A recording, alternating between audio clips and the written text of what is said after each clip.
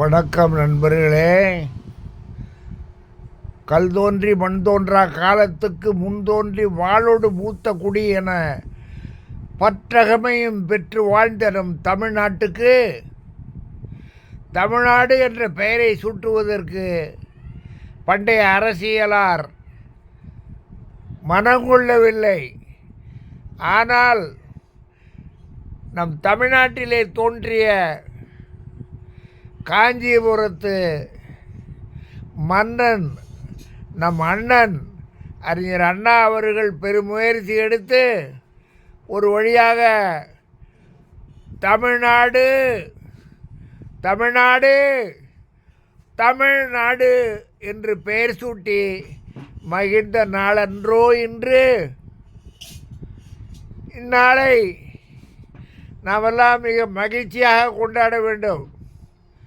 நான் படுக்கையில் கிடந்தாலும் இறக்கவே நேர்ந்தாலும் தமிழ் தமிழ் தமிழ் என்று சொல்லிக்கொண்டே இருப்பேன். தமிழ் என்று சொல்லிக்கொண்டே இறப்பேன்.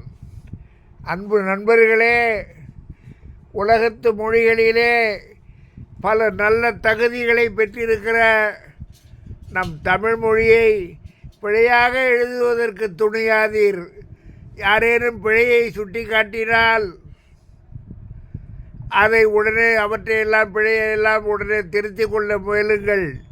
நீங்கள் நல்ல மனிதராக வாழுங்கள். நான் காலொடிந்து படுக்கையில் கிடக்கிறேன். இப்பொழுது எழுந்தவுடன் இச்செய்தியை பார்த்ததும் இவ்வாறு பேசி பதிவு செய்திருக்கிறேன். இன்னும் அரை மணி நேரத்தில் போய் மருந்து கட்டை மாற்றி கொண்டு வர வேண்டும். இடது முழங்கால் உடைந்து இருக்கிறது. இருந்தாலும் என்னுடைய உணர்வு குன்றவில்லை. உயிரே மறைந்தாலும் உயிரே நின்று போயினும் உணர்வு நின்று போகாது, உணர்வு குன்றி போகாது. நண்பர்களே, நீங்களெல்லாம் இன்றும் நாளையும் நம்முடைய பரம்பரையாக கொண்டாடப்பட்ட பொங்கல் திருநாளிலே அவற்றை சீரோடு சிறப்போடும் கொண்டாடி, அவற்றை தமிழுணர்வோடு கொண்டாடி, நண்பர்களுடனும் இல்லத்தாருடனும் உற்றார் உறவினர் சுற்றம் சூழலுடன் நீங்கள் சிறந்து வாழ வேண்டும் என்று வாழ்த்தி 82 வயது ஆகின்ற நான் உங்களை மீண்டும் ஒரு முறை வாழ்த்தி அமைகின்றேன்.